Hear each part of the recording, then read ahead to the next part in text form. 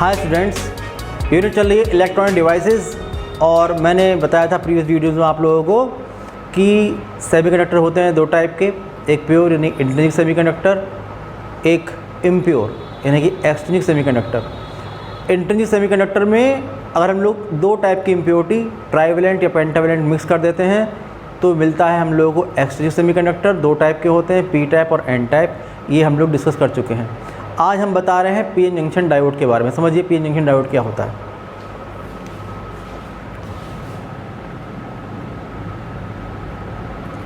PN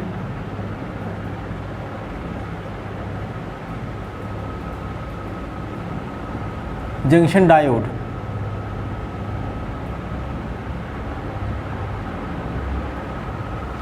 PN junction diode एक basic semiconductor device है जिसके क्रिस्टल में एक साइड में एक्सेप्टर इम्प्योरिटीज़ और दूसरे साइड में डोनर इम्प्योरिटीज़ जो होती हैं उनकी एक्सेस हुआ करती है, ठीक है।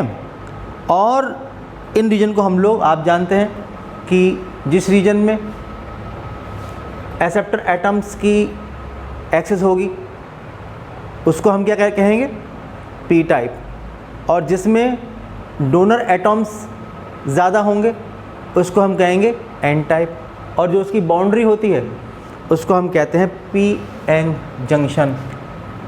समझिए, मैंने आपसे ये कहा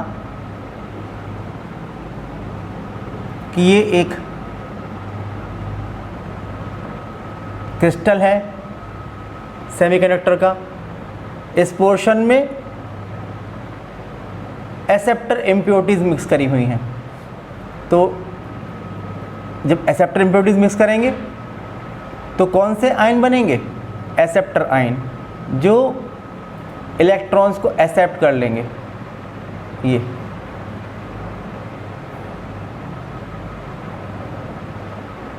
और क्या फ्री हो जाएंगे, होल, ये होल फ्री हो जाएंगे।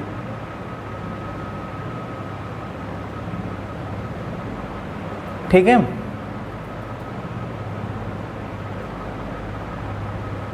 ये होल फ्री हो जाएंगे और इसको हम कहेंगे पी रीजन, ये पी टाइप है।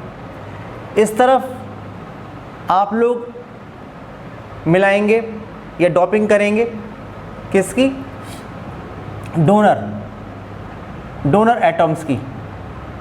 डोनर एटम जो होगा इलेक्ट्रॉन डोनेट कर सकता है। जब वो एक इलेक्ट्रॉन डोनेट कर देगा तो जो डोनर आयन बनेंगे वो कैसे होंगे, पॉजिटिव, और उतने ही फ्री इलेक्ट्रॉन यहाँ पर होंगे, ये होंगे फ्री इलेक्ट्रॉन। फिर ऐसा होगा, इसको हम कहेंगे एन टाइप सेमीकंडक्टर। ओके, जो ये आप देख रहे हैं बाउंड्री, इसमें ये जो इलेक्ट्रॉन है ये आसपास है, इलेक्ट्रॉन और होल, ये डिफ्यूज़ करके एक दूसरे को ख़त्म कर देंगे। ये इसको डिफ्यूज़ कर देगा, ये इसको डिफ्यूज़ कर देगा, ये इसको डिफ्यूज़ कर देगा, ठीक है, ये डिफ्यूज़ कर देगा। तो ये जो रीजन बनता है, ये जो रीजन बनता है ये होता है पी एन जंक्शन, ये होता है पी एन जंक्शन। और हम यहाँ पर दो इलेक्ट्रोड लगा देते हैं, एक इलेक्ट्रोड ये लगा देते हैं, एक इलेक्ट्रोड ये लगा देते हैं, तो ये हो जाता है पी एन जंक्शन डायोड। बात समझ पा रहे होंगे। लेकिन ये जो पी एन जंक्शन डायोड मिलता है, कुछ लोग कहते हैं कि एक पी टाइप क्रिस्टल मिलाया, एक एन टाइप मिला दिया तो ये बन गया पी एन जंक्शन डायोड, या ये बन गया पी एन जंक्शन। तो ऐसा कभी भी नहीं होता है। आप लोग अगर एक क्रिस्टल लेंगे पी टाइप का, एक क्रिस्टल लेंगे एन टाइप का, और उनको ऐसे ही ज्वाइन कर देंगे, ऐसे ही मिला देंगे, तो कभी भी पी एन जंक्शन फॉर्म नहीं होगा। क्योंकि पी एन जंक्शन फॉर्म होने के लिए ये ज़रूरी है कि यहाँ के होल इधर जाएं, यहाँ के इलेक्ट्रॉन इनमें जाएं और डिफ्यूज़ हों। लेकिन अगर आपने ऐसे ही इनको टच करके रख दिया है तो कभी भी ये जो इलेक्ट्रॉन और होल हैं ये एक दूसरे क्रिस्टल में डिफ्यूज़ नहीं होंगे, जाएंगे नहीं, और जब ऐसा नहीं होगा तो फिर पी एन जंक्शन फॉर्म नहीं होगा। तो पी एन जंक्शन फॉर्म करने कुछ मेथड होते हैं। देखिए मेथड्स,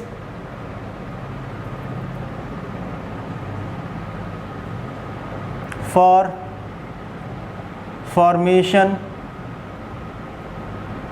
ऑफ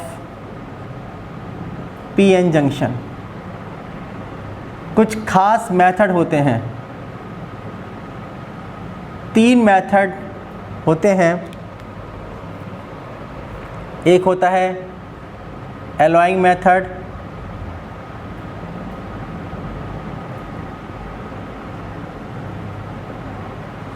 एक होता है डिफ्यूजिंग मेथड,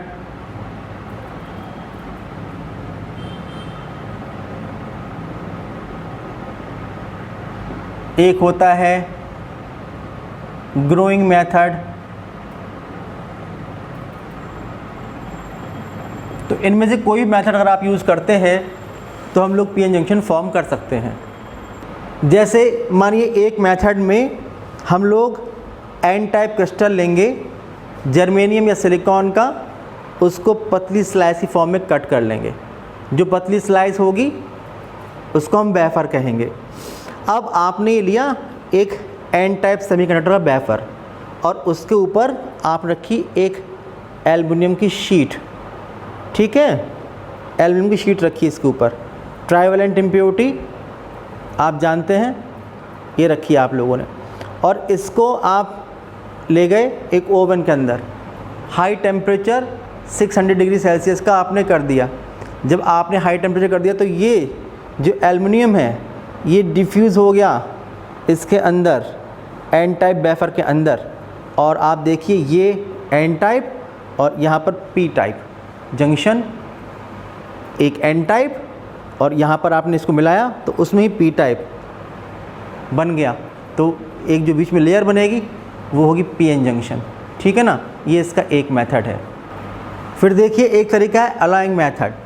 अलाइंग मेथड में क्या करते हैं, फिर से हम लोगों ने एक वेफर लिया एन टाइप सेमीकंडक्टर का, जो क्रिस्टल है उसका एक पतला सा वेफर ले लिया, उसके ऊपर ट्राइवेलेंट इम्प्योरिटी इंडियम का एक पैलेट रख दिया और उसके बाद इसको गर्म किया ओवन में हाई टेम्परेचर पे। जब हाई टेम्परेचर गर्म करेंगे तो इंडियम ट्राइवेलेंट, तो आप देखेंगे कि ये मेल्ट होगा और मेल्ट होके यहाँ पर ये तो एन टाइप था और यहाँ पर पी टाइप ग्रो कर जाएगा, पीएन जंक्शन फॉर्म हो जाएगा। फिर आप देखिए डिफ्यूज़न मेथड में हम लोग कोई भी एक टाइप की कंडक्टिविटी यानी कि पी टाइप या एन टाइप सेमीकंडक्टर की वेफर लेंगे। उस वेफर को आप लोग एक ऐसे वेसल में रखेंगे जिसमें जो दूसरे टाइप की इम्प्योरिटी है उसका ऑक्साइड होगा, और उसके अंदर रख के ऑक्साइड के साथ रख के आप उस वेसल को ले जाएंगे एक फर्नेस में। हाई टेम्परेचर 800 डिग्री सेल्सियस से 1200 डिग्री सेल्सियस का टेम्परेचर आप वहाँ पर बनाएंगे और उस टेम्परेचर की वजह से जो गैस होगी गैस की फॉर्म में आ जाएगी और वो जो इम्प्योरिटी है वो इसमें डिफ्यूज़ हो जाएगी।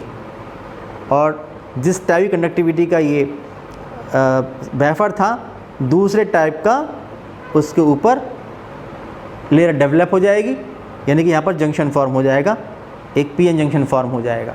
ये मेथड जो होगा ये होगा डिफ्यूजिंग मेथड। आप देख रहे हैं किसी पीएन जंक्शन डायोड में, जैसे कि मैंने आपको बताया है कि सबसे शुरुआत में हमने देखा कि जितने यहाँ पर ये नेगेटिव आयन जिनको हम कह रहे हैं एक्सेप्टर आयन हैं उतने ही पॉजिटिव होल भी हैं। तो ये इलेक्ट्रिकली न्यूट्रल था। आपने देखा कि जो ये एन टाइप क्रिस्टल था इसमें जितने डोनर आयन थे पॉजिटिव उतने ही नेगेटिव इलेक्ट्रॉन थे, ये भी इलेक्ट्रिकली न्यूट्रल था। तो मिलाकर दोनों इलेक्ट्रिकली न्यूट्रल थे। इसके अलावा रूम टेम्परेचर पर जब आएंगे कुछ कोवलेंट बॉन्ड ब्रेक हो जाया करते हैं, इसलिए thermally generated electron hole pair भी होंगे, यहाँ पर भी होंगे और ये यहाँ पर भी होंगे इलेक्ट्रॉन होल पेयर। ये अलग बात है कि पी टाइप सेमीकंडक्टर जो है यहाँ पर होल माइनॉरिटी चार्ज कैरियर्स हैं और इलेक्ट्रॉन माइनॉरिटी चार्ज कैरियर्स हैं, और एन टाइप सेमीकंडक्टर में जो होल हैं ये माइनॉरिटी चार्ज कैरियर्स हैं और इलेक्ट्रॉन मेजॉरिटी चार्ज कैरियर्स हैं। और आप देख रहे हैं कंप्लीट पोर्शन जो है ये पूरा हमारे पास जो सेमीकंडक्टर डायोड है ये इलेक्ट्रिकली न्यूट्रल है। अब मैं आपको बताऊंगा डिप्लेशन रीजन के बारे में एंड पोटेंशियल बैरियर के बारे में। देखिए डिप्लेशन रीजन,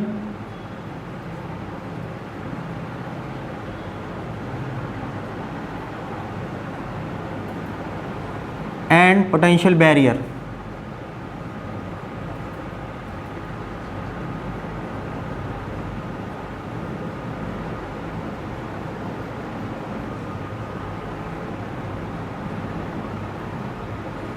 इसके बारे में डिस्कस करने वाले हैं। आप देखिए ये मेरे पास एक सेमीकंडक्टर क्रिस्टल है, इसमें एक साइड का जो क्रिस्टल है यह है पी टाइप, एक टाइप का है एन टाइप। इस तरफ मैंने एक्सेप्टर एटम्स को इसमें मिक्स किया इम्प्योरिटी के तौर पे। यह है इसकी इम्प्योरिटी, तो इसने एक इलेक्ट्रॉन एक्सेप्ट कर लिया, तो यहाँ पर उतने ही होल फ्री हो जाएंगे, ये आप लोग जानते हैं। ये है एन टाइप। यहाँ पर आप लोगों ने इम्प्योरिटी के तौर पर डोनर एटम्स को मिक्स किया, तो जब ये एक इलेक्ट्रॉन डोनेट कर देगा तो ये आयन बन जाएगा पॉजिटिव।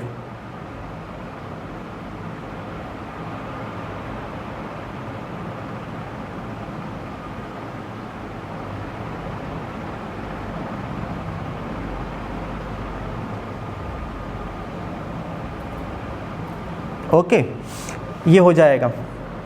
और कुछ thermally generated electron hole pair भी होंगे, जैसे कि आप देख रहे हैं यहाँ पर ये एक इलेक्ट्रॉन और एक होल पेयर ये है, और यहाँ पर भी एक इलेक्ट्रॉन और एक होल पेयर ये है। तो होगा क्या? तो होगा देखिए ये कि जब यहाँ पर ये इलेक्ट्रॉन है ये भी फ्री है और ये होल है ये भी फ्री है, तो ये जो इलेक्ट्रॉन है ये इस तरफ और होल इस तरफ मूव करेगा टुवर्ड द जंक्शन। ये जंक्शन है, ये है पी एन जंक्शन।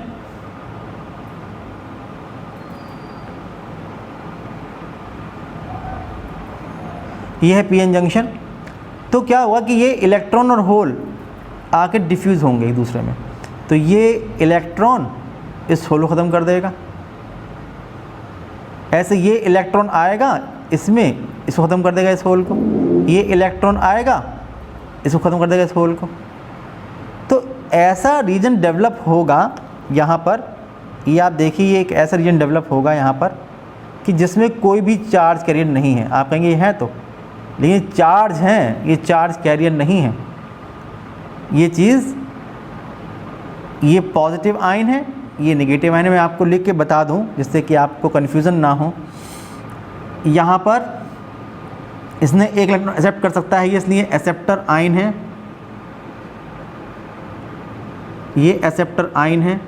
जो चार्ज कैरियर है यहाँ पर ये है फ्री होल, जो कि मेजॉरिटी चार्ज कैरियर हैं, फ्री होल ये हैं। और ये हैं thermally generated electron hole pair, thermally generated electron hole pair ये हैं। यहाँ पर आपने देखा कि आपने जो एटम मिक्स किया था वो एक इलेक्ट्रॉन को डोनेट कर सकता था, इसलिए डोनर आयन बन गया है। ये हो गया है डोनर आयन। जो चार्ज कैरियर है यहाँ पर मेजॉरिटी चार्ज कैरियर्स ये हैं फ्री इलेक्ट्रॉन्स, और ये आप देख रहे हैं ये thermally generated electron hole pair है।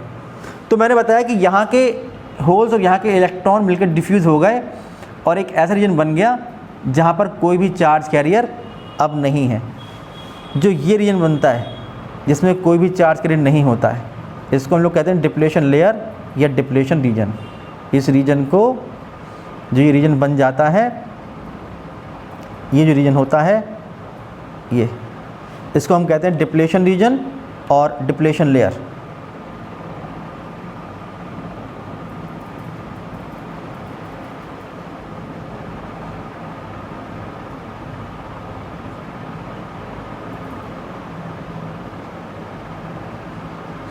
ये होता है।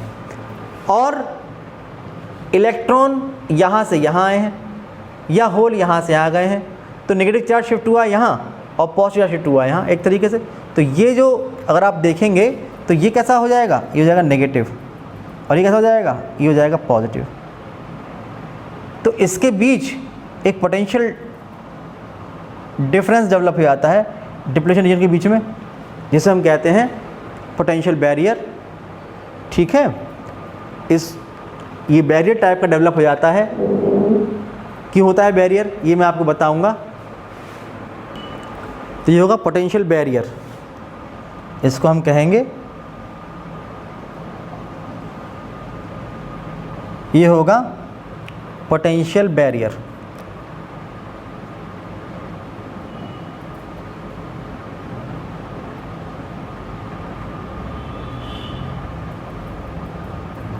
जो कॉन्टैक्ट पोटेंशियल होता है ये, इसकी value 0.3 volt for germanium and 0.7 volt for silicon, ये आप याद रखिएगा, ये होती है। लेकिन अब बात ये आती है कि भाई हमारे पास जो यहाँ पर बहुत सारे होल्स हैं, यहाँ पर बहुत सारे इलेक्ट्रॉन्स हैं, और आप देख रहे हैं कि जो इलेक्ट्रॉन्स थे वो होल में डिफ्यूज़ हो गए, उन्होंने एक दूसरे को ख़त्म कर दिया, लेकिन अभी तो बहुत सारे इलेक्ट्रॉन यहाँ बाकी हैं, यहाँ बहुत सारे होल बाकी हैं, तो फिर ये इनको ख़त्म क्यों नहीं कर पा रहे हैं। तो इसका रीज़न क्या है, देखिए इसका रीज़न क्या है, इसका रीज़न ये हुआ कि जब ये कैसा हो गया नेगेटिव, ये कैसा हो गया पॉजिटिव, आपने देखा ये कैसा हो गया, ये हो गया नेगेटिव और ये हो गया पॉजिटिव, तो इसकी वजह से एक इंटरनल इलेक्ट्रिक फील्ड यहाँ पर एस्टेब्लिश हो गई इस डायरेक्शन में, ई सफिक्स आई, ये हो गई एक internal electric field E suffix I इस तरफ एस्टेब्लिश हो जाया करती है। और ये जो इलेक्ट्रिक फील्ड होती है आप जानते हैं कि जितने भी पॉजिटिव चार्ज कैरियर्स होते हैं उन पर एक फोर्स लगाती है इस तरफ। ये तो आप देखिए जितने भी होल्स हैं वो एक इलेक्ट्रोस्टैटिक फोर्स एक्सपीरियंस करेंगे इस डायरेक्शन में, और जितने भी इलेक्ट्रॉन हैं नेगेटिवली चार्ज वो फोर्स एक्सपीरियंस इस डायरेक्शन में। तो आप देखिए ये रीजन जो होगा यहाँ पर, इस रीजन में कोई भी चार्ज कैरियर नहीं आ सकता है, और इसकी वजह से इसको हम पोटेंशियल बैरियर कहते हैं कि आपके पास अगर इतना पोटेंशियल है इसके बराबर, जर्मेनियम के लिए 0.3 एंड सिलिकॉन के लिए 0.7 वोल्ट, केवल तभी वो चार्ज कैरियर क्रॉस कर सकता है इस डिप्लेशन रीजन को, अदरवाइज क्रॉस नहीं कर पाएगा। इसलिए इसको हम लोग पोटेंशियल बैरियर कहा करते हैं। और ये जो पोटेंशियल बैरियर है, ये जो इंटरनल इलेक्ट्रिक फील्ड है, ये इंटरनल इलेक्ट्रिक फील्ड जो होती है ये जो बाकी चार्ज कैरियर्स बचे हैं इनको जंक्शन को क्रॉस करके डिफ्यूज़ होने से रोक दिया करती है। लेकिन क्वेश्चन ये आता है कि क्या इस वक्त कोई करंट फ्लो नहीं होती है, तो इसके बारे में आपको बता दूं मैं कि कभी कभी ऐसा होता है, आप जानते हैं कि कुछ ज़रूरी नहीं है कि जितने भी चार्ज कैरियर्स यहाँ पर हैं इन सब की जो एनर्जी है वो बिल्कुल इक्वल हो। कभी कभी हाई एनर्जी वाले चार्ज कैरियर्स भी होते हैं, और ये हाई एनर्जी वाले चार्ज कैरियर्स हो सकता है कि ये इलेक्ट्रॉन और ये होल ज़्यादा एनर्जी के हों और आके डिफ्यूज़ हो जाए और करंट फ्लो हो जाए। लेकिन इसके अलावा माइनॉरिटी चार्ज कैरियर्स भी हैं, thermally generated electron hole pair भी हैं, और आप देखिए जो इंटरनल फील्ड है वो उनको सपोर्ट भी कर रही है। अगर ये फील्ड है तो ये होल चलेगा यहाँ और ये इलेक्ट्रॉन चलेगा यहाँ और वो डिफ्यूज़ हो जाएंगे। तो यहाँ पर जो मेजॉरिटी चार्ज कैरियर्स हैं ज़्यादा एनर्जी वाले, उनकी वजह से जो करंट है वो माइनॉरिटी चार्ज कैरियर्स की वजह से जो करंट फ्लो होती है उसको अपोज कर देती है। इसलिए इस स्टेज में जो नेट करंट रहती है वो रहती है ज़ीरो। आप ये देखिए कि जो डिप्लेशन रीजन बनता है हमारे पास, डिप्लेशन रीजन की अगर विड्थ जो है, अगर ये स्मॉल डी है तो ये बहुत ही थिन होती है। इसकी जो वैल्यू होती है अप्रॉक्सीमेट 10⁻⁶ मीटर, इतनी थिन लेयर फॉर्म हुआ करती है। तो उसकी वजह से जो ये इंटरनल इलेक्ट्रिक फील्ड यहाँ पर एस्टेब्लिश हो जाया करती है, ये काफ़ी इंटेंसिटी की होती है। आप देखिए intensity of internal electric field हम निकाल सकते हैं अगर चाहें यहाँ से, तो कि intensity of internal electric field किसी निकाली, चाहे जर्मेनियम के लिए या सिलिकॉन के लिए, मान लीजिए जर्मेनियम के लिए, for germanium crystal, for germanium crystal निकालना हो तो E suffix I is to the V upon D. तो ये potential barrier V upon D का मतलब विड्थ ऑफ डिप्लेशन रीजन, ये तो V है जर्मेनियम के लिए 0.3 वोल्ट और अपॉन 10 द पावर -6 मीटर। तो E suffix I is equal to हो जाएगा 3 × 10 the power 5 volt per metre. आप देखिए बहुत ही स्ट्रॉन्ग इलेक्ट्रिक फील्ड है जो चार्ज कैरियर्स को, मेजॉरिटी चार्ज कैरियर्स को डिफ्यूज़ होने से रोक देगी। जैसे कि मैंने बताया आप लोगों को कि अगर हमारे पास ये जो पीएन जंक्शन है और मैं यहाँ पर 2 इलेक्ट्रोड लगा दूँ, एक इलेक्ट्रोड यहाँ पर और एक इलेक्ट्रोड यहाँ पर, ये मैंने बताया था, तो ये पीएन जंक्शन डायोड बन जाया करता है। लेकिन पीएन जंक्शन डायोड अगर एज इट इज़ कहीं पर रखा हुआ है तो उसमें कोई भी करंट फ्लो नहीं होती है। करंट फ्लो कराने के लिए आपको बैटरी से कनेक्ट करना होता है। बैटरी से कनेक्ट करने का जो मतलब होता है उसे हम कहते हैं बायसिंग। तो बायसिंग कर रहे हैं हम लोग किसी पीएन जंक्शन डायोड की, 2 टाइप की होती है, एक फॉरवर्ड बायसिंग होती है, एक रिवर्स बायसिंग होती है। ये दोनों बायसिंग मैं आपको बता रहा हूँ, कर बताऊँगा, ध्यान समझिए कि biasing of PN junction diode. देखिए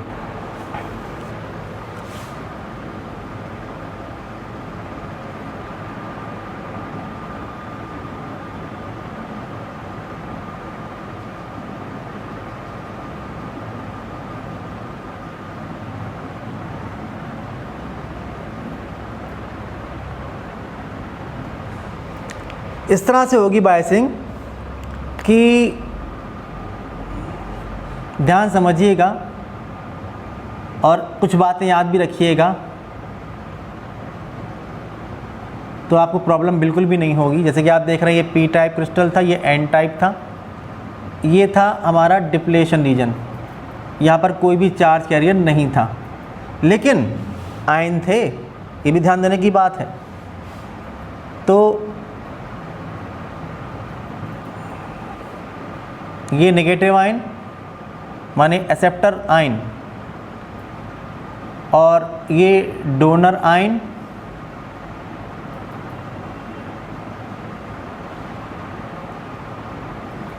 ये डोनर आयन, यहाँ पर होल्स हैं, मेजॉरिटी चार्ज कैरियर्स, और यहाँ इलेक्ट्रॉन हैं।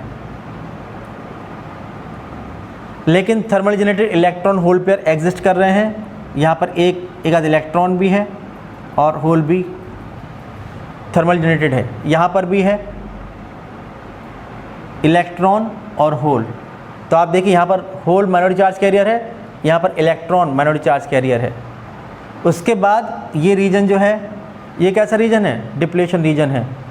पोटेंशियल बैरियर लगा हुआ है, ये नेगेटिव हो गया है, ये पॉजिटिव हो गया है। एक इंटरनल इलेक्ट्रिक फील्ड इस तरफ EI ये एस्टेब्लिश हो गई है, और आपने यहाँ पर 2 इलेक्ट्रोड लगा दिए, एक इलेक्ट्रोड ये लगा दिया, एक इलेक्ट्रोड ये लगा दिया, तो ये बन गया जंक्शन डायोड। और अब देखिए हम लोग बात कर रहे हैं इसकी बायसिंग की। बायसिंग, पहली बायसिंग मैं बताऊंगा आप लोगों को, उसका नाम है फॉरवर्ड बायसिंग। इसी फिर बताऊंगा। पहली जो बायसिंग है ये है फॉरवर्ड बायसिंग। किस तरह से होगी बताऊंगा। देखिए, फॉरवर्ड बायसिंग, फॉरवर्ड बायसिंग को आप लोग ऐसे याद रखिए कि जो पी टाइप है उसको पॉजिटिव से, पी को पॉजिटिव से, और एन टाइप को नेगेटिव टर्मिनल से कनेक्ट कर दीजिए बैटरी के, तो फॉरवर्ड बायसिंग होगी। और जो फिगर बना हुआ है, ये फिगर ये बना हुआ है इसका। कैसे करा मैंने बताया कि यहाँ पर आप एक बैटरी कनेक्ट करेंगे, ये आप एक बैटरी लगाएंगे, यहाँ पर आप एक बैटरी लगाएंगे पीएन जंक्शन डायोड के बीच में, और उसका जो पी टाइप है उसको बैटरी के पॉजिटिव टर्मिनल से कनेक्ट करेंगे, ये कनेक्ट करेंगे, और एन टाइप को नेगेटिव से, ये लगा दिया आप लोगों ने। और फिर इस वोल्टेज को हम इंक्रीज कर रहे हैं, वेरिएबल वोल्टेज है एक तरीके से मानिए। अब अगर हमने यहाँ पर ऐसा वोल्टेज लगा दिया तो 2-3 बातें आती हैं कि डिप्लेशन रीजन की जो विड्थ है उस पर क्या असर पड़ेगा, किस तरह से इसकी वर्किंग होगी, किस तरह से करंट फ्लो होगी। तो समझिए इन सब बातों को।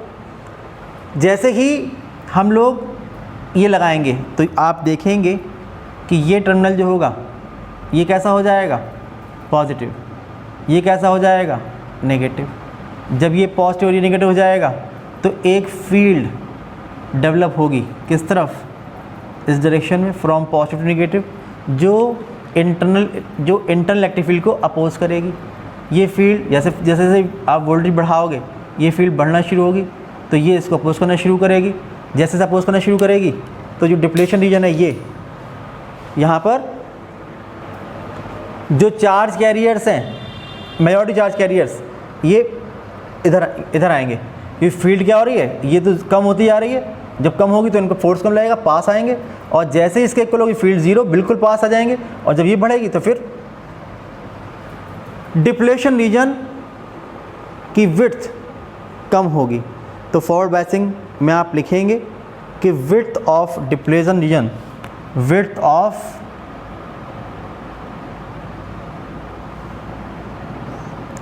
डिप्लेशन लेयर, ये क्या होगी, ये डिक्रीज़ करेगी जब आप फॉरवर्ड बायसिंग लगा देंगे। और उसके बाद जितने भी ये होल हैं ये मूव करेंगे इधर,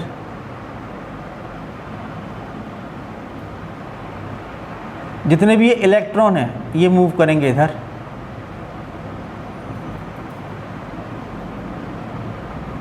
ये मूव करेंगे इधर, और पहुंच जाएंगे डिप्लेशन रीजन में। यहाँ पहुँच के जैसे ही ये एक इलेक्ट्रॉन और एक होल पेयर डिफ्यूज़ होगा, अब ध्यान समझिएगा, जैसे ही यहाँ पर पहुंचकर एक इलेक्ट्रॉन और होल पेयर मिला और डिफ्यूज़ हुआ, जैसे डिफ्यूज़ हुआ उतने ही इलेक्ट्रॉन और होल यहाँ पर होने चाहिए, ये ध्यान रखने की बात है। तो क्या होगा कि जैसे ही यहाँ पर डिफ्यूज़ होगा वैसे ही यहाँ पर एक कोवेलेंट बॉन्ड ब्रेक होगा यहाँ पर, और कोवेलेंट बॉन्ड जो ब्रेक होगा उसमें क्या चीज़ बनेगी, एक इलेक्ट्रॉन और एक होल, ये जनरेट होगा। यहाँ से ये वाला जो इलेक्ट्रॉन है, ये इलेक्ट्रॉन ये इस टर्मिनल से आएगा और यहाँ आ जाएगा, इलेक्ट्रॉन यहाँ आ जाएगा, और उसी इंस्टेंट पर इस बैटरी के नेगेटिव टर्मिनल से एक इलेक्ट्रॉन यहाँ से निकलेगा और ये यहाँ पर एंटर कर जाएगा। समझ गए, बात पूरी हो गई ना। तो आप देखिए यहाँ पर जैसे ही एक इलेक्ट्रॉन और एक होल पेयर ख़त्म हुआ, उसको पूरा करने के लिए यहाँ पर पी टाइप क्रिस्टल में एक कोवेलेंट बॉन्ड ब्रेक हुआ, एक इलेक्ट्रॉन और एक होल जनरेट हुआ, इलेक्ट्रॉन यहाँ से यहाँ आ गया और यहाँ से एक इलेक्ट्रॉन निकल के इसमें चला गया, फिर से उतने ही हो गए, क्योंकि इलेक्ट्रॉन यहाँ से यहाँ आया है, इसलिए जो करंट फ्लो होगी वो फ्लो होगी इस डायरेक्शन में, ठीक है, इलेक्ट्रॉन के फ्लो के अपोजिट। यहाँ पर इलेक्ट्रॉन यहाँ गया है, इसलिए करंट फ्लो होगी ये।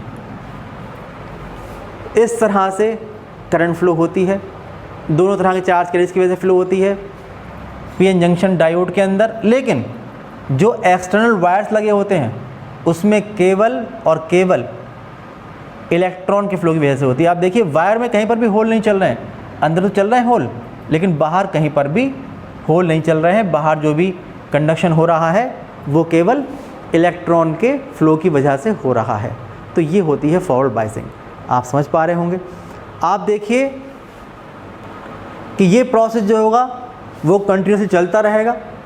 यहाँ पर जो माइनॉरिटी चार्ज कैरियर्स हैं उनकी वजह से करंट फ्लो होगी, लेकिन वो नेग्लिजिबल होगी। और ये एक बहुत ही इम्पॉर्टेंट बात है कि जो पीएन जंक्शन है ये पीएन जंक्शन करंट के पाथ में कोई भी रेजिस्टेंस को अप्लाई नहीं कर रहा है, कोई भी रेजिस्टेंस को ऑफर नहीं कर रहा है। इसका मतलब ये हुआ कि अगर हमारे पास आइडियल पीएन जंक्शन डायोड है तो उसका जो रेजिस्टेंस होता है फॉरवर्ड बायस में वो कितना होता है, 0। तो ये एक बहुत ही इम्पॉर्टेंट बात है। That is junction diode, that is the junction diode offers a very low resistance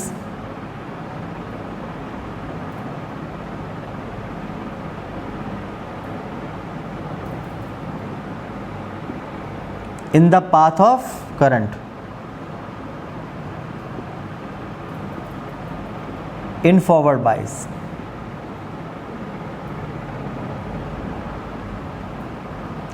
ये बहुत ही इंपॉर्टेंट बात है और ये देखिए काम में आएगी हमारी बात कि लो रेजिस्टेंस इन फॉरवर्ड बाइस ये होता है। अगर कुछ देर बाद हम लोग अभी इसके कैरेक्टरिस्टिक कर्व भी ड्रॉ करेंगे तो और बात क्लियर हो जाएगी। दूसरी तरह की बाइसिंग हमारे पास रिवर्स बाइसिंग। देखिए एक और तरह की बाइसिंग है जिसे हम कहते हैं रिवर्स बाइसिंग।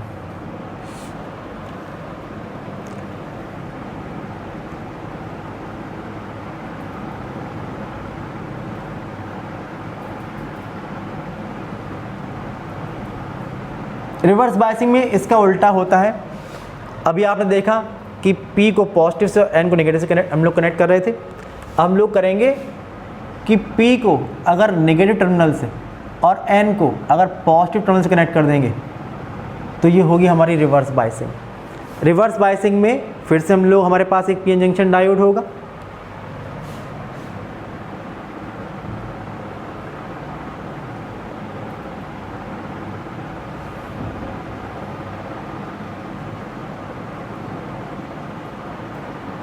ये P टाइप, ये N टाइप, यहाँ पर एक्सेप्टर आयन नेगेटिव आयन,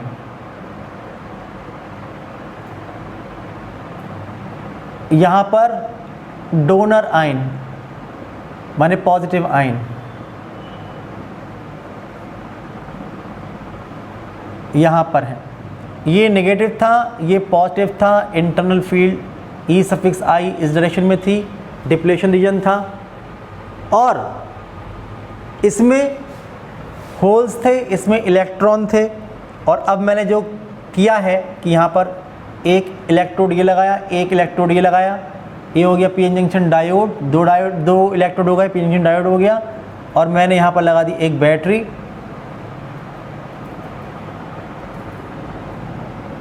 और उस बैटरी का टर्मिनल P को नेगेटिव से और इसको पॉजिटिव से कनेक्ट कर दिया, ये कनेक्ट कर दिया, ठीक है ना। तो जब ऐसा किया तो आप देखिए ये हो गया नेगेटिव, ये हो गया पॉजिटिव और एक जो फील्ड इस बैटरी की वजह से आप देखिए यहाँ पर डेवलप हो रही है, ये EI यानी इंटरनल फील्ड को सपोर्ट कर रही है। जब ये इंटरनल फील्ड सपोर्ट करेगी तो इलेक्ट्रिक फील्ड बढ़ेगी इस डायरेक्शन में। जितने भी पॉजिटिव चार्ज कैरियर्स यानी होल, उन सब पर फोर्स इधर लगेगा, इधर, और जितने इलेक्ट्रॉन है उन पर लगेगा इधर। अभी तो वैसे ही वो यहाँ पर थे लेकिन अब और दूर हट जाएंगे, ठीक है ना। मतलब ये हुआ कि जितने भी होल्स थे, ये होल्स थे,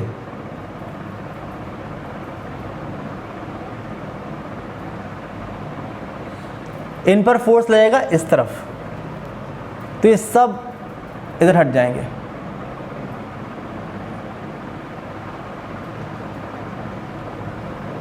ये सब इधर हट जाएंगे और जितने इलेक्ट्रॉन थे उन पर फोर्स लगेगा in the opposite direction of electric field.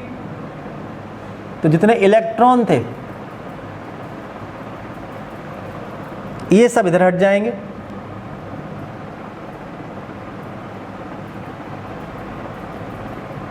तो आप ये देखेंगे कि जो डिप्लेशन रीजन था अब वो पहले तो इतना था, अब वो कितना हो जाएगा, अब वो हो जाएगा इतना। ये तो विड्थ ऑफ डिप्लेशन रीजन जो होगी वो अब बढ़ जाएगी इस केस में। कब? रिवर्स बाइसिंग के केस में। विड्थ ऑफ डिप्लेशन रीजन या डिप्लेशन लेयर ये बढ़ जाएगी। अब फिर होगा क्या? करंट फ्लो होगी कि नहीं होगी? तो एक बात हम जानते हैं कि जो पी टाइप सेमीकंडक्टर होता है वहाँ मेजॉरिटी चार्ज कैरियर्स कौन होते हैं? होल्स। एन टाइप में कौन होते हैं? इलेक्ट्रॉन। लेकिन thermally generated electron hole pair भी होते हैं। तो यहाँ पर एक आध इलेक्ट्रॉन और एक आध होल होगा, यहाँ पर भी एक आध होल होगा, एक आध इलेक्ट्रॉन होगा। और ये जो माइनॉरिटी चार्ज कैरियर्स हैं दोनों क्रिस्टल में, इलेक्ट्रिक फील्ड इनको सपोर्ट कर रही है।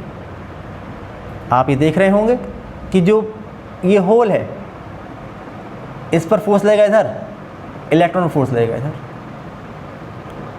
जब ये दोनों चलेंगे तो इनकी वजह से, इनके मोशन की वजह से एक बहुत ही स्मॉल करंट, क्योंकि माइनॉरिटी चार्ज कैरियर्स हैं इसलिए बहुत ही कम अमाउंट में होते हैं, इसलिए बहुत ही कम करंट फ्लो होगी। इलेक्ट्रॉन चलेगा ऐसे, होल चलेगा ऐसे, ठीक है। जैसे ही एक इलेक्ट्रॉन और एक होल पेयर डिफ्यूज़ होगा तो उसको पूरा करने के लिए क्या करना होगा? यहाँ पर एक होल प्रोड्यूस करना होगा। अब यहाँ पर एक कोवेलेंट बॉन्ड ब्रेक हो जाएगा। जब कोवेलेंट बॉन्ड ब्रेक होगा यहाँ पर, तो ये एक इलेक्ट्रॉन और एक होल पेयर ये यहाँ आ जाएगा। इलेक्ट्रॉन यहाँ से इसके टर्मिनल पर आएगा, इलेक्ट्रॉन आएगा ऐसे, तो करंट फ्लो होगी ऐसे, ठीक है।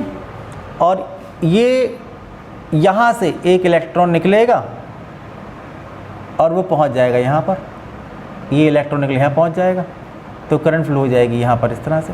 तो रिवर्स बायसिंग में ये करंट होगी जो फ्लो होगी केवल माइनॉरिटी चार्ज कैरियर्स की वजह से, बहुत ही स्मॉल अमाउंट में होगी। आप याद रखिए कि यहाँ पर जो करंट फ्लो होती है ये होती है मिली एम्पियर के ऑर्डर की, और यहाँ पर जो करंट फ्लो होती है ये बहुत ही कम होती है, ये होती है माइक्रो एम्पियर के ऑर्डर की। ये बात आपको पता होनी चाहिए। अब यहाँ पर जो रिवर्स बायसिंग है, यहाँ पर एक और अजीब सी बात होती है, बताऊँ मैं आप लोगों को, जिसको हम कहते हैं एवलांचे ब्रेकडाउन।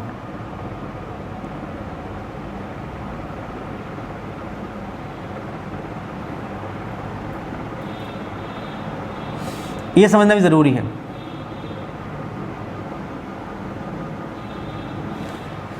ये होगा कि जब आप लोग इस वोल्टेज को बढ़ाते चले जाएंगे, जब आप वोल्टेज शुरू में बढ़ाएंगे तो करंट बढ़ेगी नहीं। क्यों? क्योंकि जो माइनॉरिटी चार्ज कैरियर्स हैं वो तो लिमिटेड अमाउंट में है, जिस रेट से डिफ्यूज़ हो रहे थे उसी रेट से डिफ्यूज़ होंगे, क्योंकि उनका नंबर बढ़ नहीं सकता है, माइनॉरिटी चार्ज कैरियर्स हैं, इसलिए उसी रेट से डिफ्यूज़ होंगे, इसलिए करंट जो होगी वो कांस्टेंट रहेगी अगर आप वोल्टेज इंक्रीज़ करते हैं तब भी।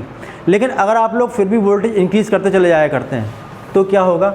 आप देखिए, जब आप लोग वोल्टेज इंक्रीज़ करते चले जाते हैं तो यहाँ पर इस रीजन में क्या है? इस रीजन में कोवेलेंट बॉन्ड है। कोवेलेंट बॉन्ड मतलब क्या हुआ कि होल्स के अंदर इलेक्ट्रॉन है, और उनसे जाकर ये जो माइनॉरिटी चार्ज कैरियर्स है जिनको आप हाई वोल्टेज पर एक्सलेट कर रहे हैं, ये एनर्जेटिक होते चले जा रहे हैं, इनकी एनर्जी बढ़ती चली जा रही है। तो जब ये इलेक्ट्रॉन होल जगह टकराएंगे इन कोवेलेंट बॉन्ड से, तो ये जो इलेक्ट्रॉन और होल्स हैं हाई एनर्जी से टकराएंगे जब उन इलेक्ट्रॉन से जो कोवेलेंट बॉन्ड के अंदर हैं, डिप्लेशन रीजन के अंदर, तो वो कोवेलेंट बॉन्ड जो होंगे ब्रेक हो जाएंगे। जब कोवेलेंट बॉन्ड ब्रेक हो जाएंगे तो वहाँ से ह्यूज अमाउंट में इलेक्ट्रॉन और होल पेयर ये फ्री होंगे और उनका डिफ्यूज़न होगा, एक हैवी करंट आप लोगों को मिलेगी। और जिस वोल्टेज पर ये होगा, जिसको हम एवलांचे ब्रेकडाउन कहते हैं, इस फिनोमेना को हम एवलांचे ब्रेकडाउन कहते हैं, उस वोल्टेज को या तो आप कहेंगे breakdown voltage,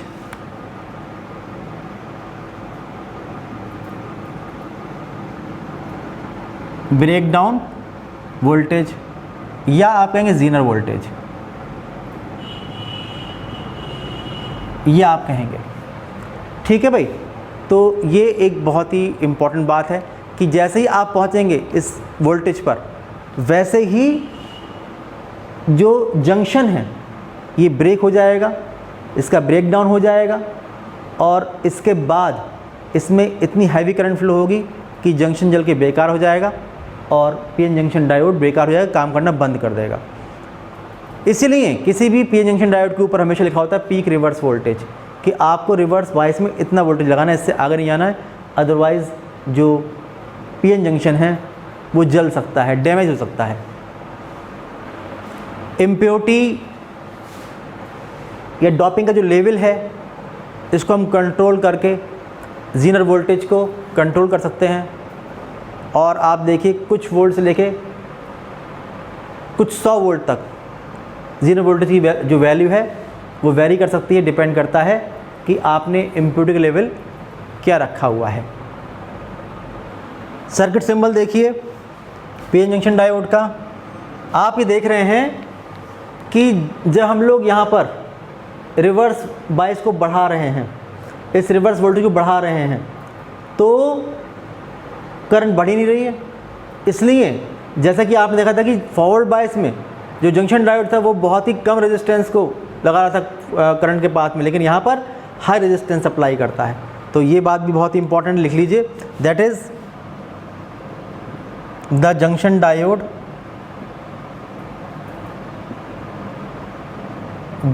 diode offers a very high resistance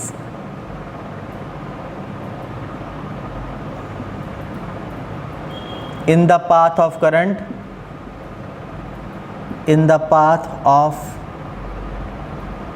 current in reverse bias।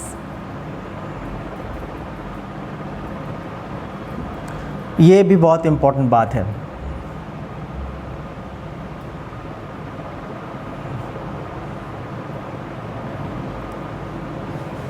In reverse bias. अब आप देखेंगे circuit symbol for PN junction diode.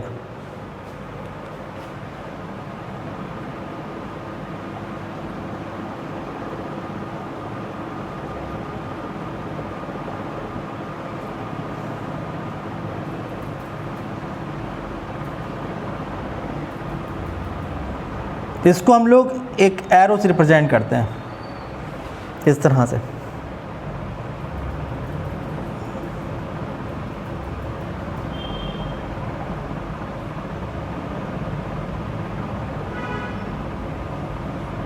इस तरह से रिप्रेजेंट करते हैं। ये जो एरो होता है ये फॉरवर्ड बायस में करंट डायरेक्शन रिप्रेजेंट करता है। ये तो ये है डायरेक्शन करंट की। तो ये P और ये प्लेट लगी हुई है, ये N। तो ये जो पोर्शन होता है ये होता है P टाइप और ये होता है N टाइप। करंट फ्लो हो रही है इस तरफ, इसलिए ये एनोड और ये cathode.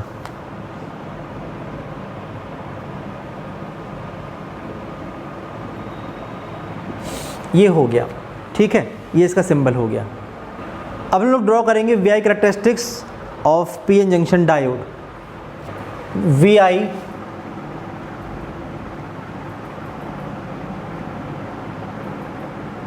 Characteristics of PN junction diode.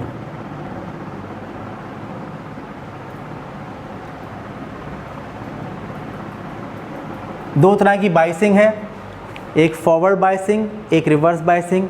देखिए करके पहले हम बात कर रहे हैं कि पहले फॉरवर्ड बाइसिंग की बात करें। फॉरवर्ड बाइसिंग, फॉरवर्ड बाइसिंग में मेरे पास ये है एक पीएन जंक्शन डायोड।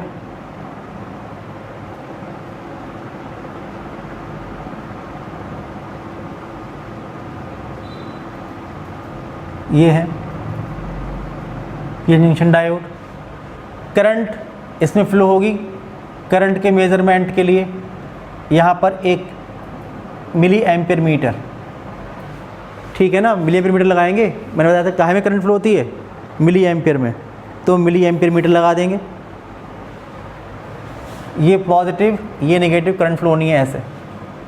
और इसके एक्रॉस वोल्टेज, एक वेरिंग वोल्टेज लगाते हैं, जिसके मेज़रमेंट के लिए यहाँ पर हम लोग लगा देंगे 1 वोल्ट मीटर। वोल्टेज मेज़रमेंट के लिए लगा देंगे यहाँ पर 1 वोल्ट मीटर। इसके अक्रॉस कितना वोल्टेज हमें मिलेगा। और एक पोटेंशियल डिवाइडर लगाएंगे।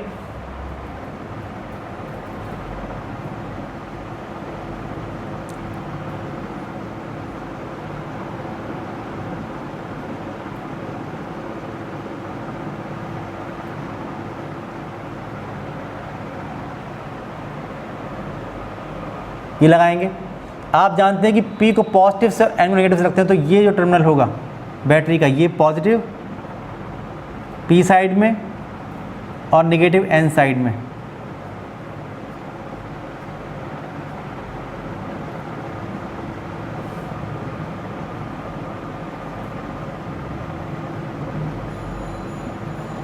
ये चलेगा। जब स्लाइडर चलाएंगे यहाँ से तो वोल्टेज 0 से बढ़ेगा और बढ़ता जाएगा, इसके अक्रॉस हाई वोल्टेज पहुँचता जाएगा। अगर हम लोग यहाँ पर VI कर्व ड्रॉ करेंगे तो कर्व ऐसा आएगा, ये होगा वोल्टेज, ये हुई करंट, और कर्व जो मिलेगा वो शुरुआत में मिलेगा ऐसा कर्व और फिर बिल्कुल स्ट्रेट, जैसे मिलता है कंडक्टर के लिए, इस टाइप से कर्व मिलेगा। आप ये देखिए इसका रीज़न क्या है, शुरुआत में ये कर्व पोर्शन मिल रहा है, O से लेके O A B, ये आप देखिए ये कर्व मिलेगा। इसमें जो OA पोर्शन है ये स्ट्रेट पोर्शन, ये कर्व पोर्शन है, और AB स्ट्रेट पोर्शन है। इसका रीज़न ये है कि शुरुआत में जब आप लोग इसके वोल्टेज को इंक्रीज़ करते हैं फॉरवर्ड बाइस में, तो इस वोल्टेज को पहले ख़त्म करना होता है जो बैरियर वोल्टेज होता है। जब ये E और EI जब तक इक्वल नहीं होते तब तक करंट जो होती है वो लीनियरली बढ़ती नहीं है।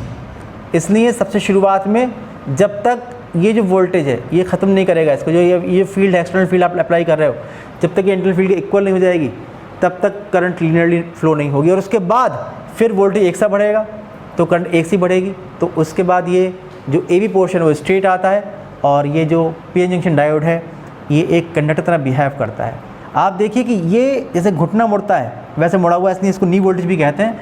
और इसको बैकवर्ड प्रोड्यूस करेंगे यहाँ पर तो इसकी वैल्यू वही बैरियर वोल्टेज के इक्वल आती है, यानी कि 0.3 volt for germanium and 0.7 volt for silicon. इसको हम नी वोल्टेज भी कहते हैं, याद होगा आप लोगों को। इसको VN भी कह सकते हैं, जो आएगा 0.3 वोल्ट फॉर जर्मेनियम और 0.7 वोल्ट फॉर सिलिकॉन। तो ये हमें मिलता है, और आप देखेंगे कि इसका जो डायनामिक रेजिस्टेंस अगर आप निकालना चाहते हैं तो वैसे ही delta V upon delta I से, क्योंकि आप देख रहे हैं कि ओम्स लॉ को फॉलो नहीं कर रहा है, तो कहीं पर भी अगर आपको निकालना हो तो डेल्टा V के करस्पॉन्डिंग कितना चेंज इन करंट मिल रहा है, यहाँ से हम इसका डायनामिक रेजिस्टेंस निकाल सकते हैं। डायनामिक रेजिस्टेंस या R डायनामिक, तो delta V upon delta I, जो फॉरवर्ड बाइस में अगर आइडियल डायोड है तो टेंड्स टू 0 इतना आएगा। ओके, समझ गए होंगे। फिर आप देखिए रिवर्स बाइसिंग में,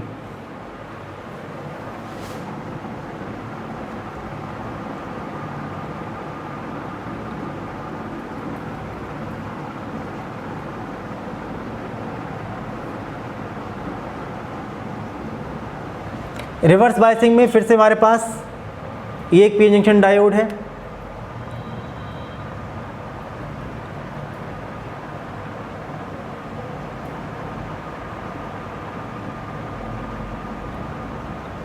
ये PN जंक्शन डायोड है, और करंट यहाँ पर फ्लो होती है इस डायरेक्शन में, और करंट का अमाउंट बहुत ही कम होता है, माइक्रो एम्पियर के ऑर्डर की होती है। तो यहाँ पर हम लगाएंगे micro ampere metre, mu A ये लगाएंगे, और करंट फ्लो होगी ऐसे, तो ये पॉजिटिव और ये नेगेटिव। इसके अक्रॉस वोल्टेज की मेजरमेंट के लिए एक वोल्ट मीटर कनेक्ट कर देंगे, ये कनेक्ट कर दिया एक वोल्ट मीटर, ये कनेक्ट कर देंगे। फिर एक वोल्टेज डिवाइडर ये लगाएंगे,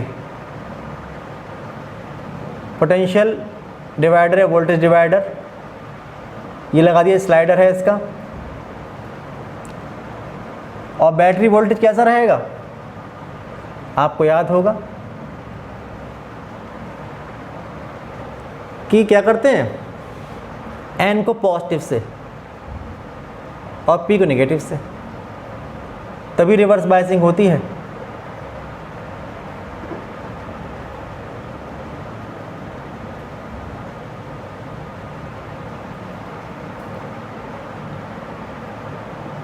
ये बैटरी लगा देते हैं, ठीक है भाई, ये हुआ। अब हम लोग क्या करेंगे कि जब इस स्लाइडर को चलाएंगे यहाँ से, रिवर्स वोल्टेज बढ़ेगा 0 से, 0 -1 -2 -3 -4 एंड सो ऑन, इस तरह से। और फिर जब आप ग्राफ प्लॉट करेंगे तो वो ग्राफ कैसा आएगा, समझिए कि अब वोल्टेज मैं ले जा रहा हूँ किधर, इस तरफ, वोल्टेज को ले जा रहा हूँ इस डायरेक्शन में, और करंट पहले फ्लो हो रही थी ऐसे, फ्लो हो रही है इस डायरेक्शन में। तो ये करंट होगी, यहाँ पर जो करंट थी ये थी मिली एम्पियर में, यहाँ पर जो करंट होगी माइक्रो एम्पियर में, और ये नेगेटिव वोल्टेज होगा। 0 से स्टार्ट कर रहे हैं।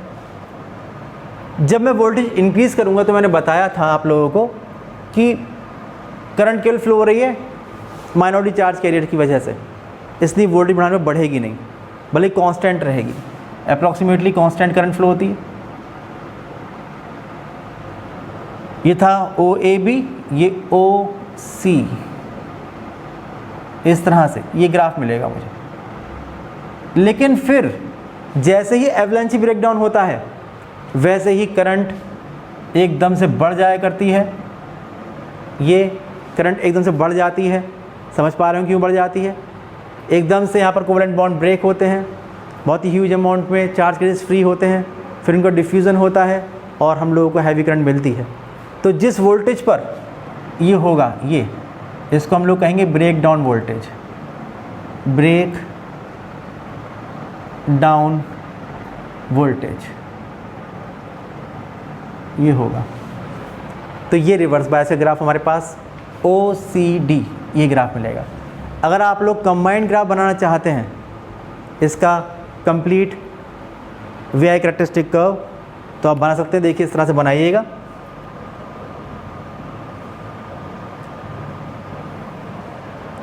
ये वोल्टेज पॉजिटिव वोल्टेज होगा, ये नेगेटिव वोल्टेज होगा, ये O, ये फॉरवर्ड करंट होगी मिली एम्पियर में, ये रिवर्स करंट होगी माइक्रो एम्पियर में। ठीक है, तो आप देखिए ये वाला पोर्शन तो चलेगा ये,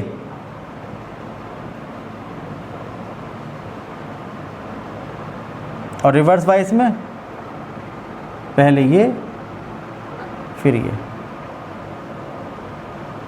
इस तरह का कर्व आप लोगों को बना हुआ नज़र आएगा। तो ये कंप्लीट मैंने आप लोगों को पीएन जंक्शन डायोड के बारे में बताया है। इसको ठीक तरह समझिएगा, क्योंकि अगर ये समझ लेंगे तो आगे बात समझ में आप लोगों के आएंगी। सबसे इम्पॉर्टेंट बात यह है कि फॉरवर्ड बायस में डिप्लेशन रीजन की विड्थ होती है वो ख़त्म हो जाया करती है, कम हो जाया करती है, और जो रिवर्स बायसिंग है वहाँ पर वो विड्थ बढ़ जाया करती है। और एक बहुत ही इम्पॉर्टेंट बात यहाँ पर यह है कि फॉरवर्ड बायस में जो रेजिस्टेंस लगता है, फॉरवर्ड बायस में जो रेजिस्टेंस लगेगा करंट के पाथ में वो बहुत ही कम, टेंड्स टू 0, और रिवर्स बायस में जो लगेगा वो बहुत ही ज़्यादा, टेंड्स टू इनफाइनाइट। अगर आइडियल डायोड है तो आप ये मानिए कि फॉरवर्ड बायस में रेजिस्टेंस 0 करंट के पाथ में, और रिवर्स बायस में इनफाइनाइट रेजिस्टेंस अप्लाई करती है।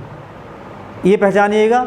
अगर P पॉजिटिव से N नेगेटिव से कनेक्टेड है तो पी जंक्शन फॉरवर्ड बायस्ड है, अगर इसका उल्टा है P नेगेटिव से और N पॉजिटिव से है तो रिवर्स बायस्ड है। अगर दोनों एक ही वोल्टेज से हैं तो कोई बायसिंग नहीं है, ठीक है ना, पोटेंशियल डिफरेंस 0 हो जाएगा उस केस में।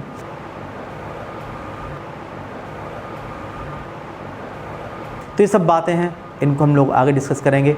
नेक्स्ट जो वीडियो बची हैं उसमें बाकी की बातें डिस्कस की जाएंगी। तब तक के लिए बाय बाय।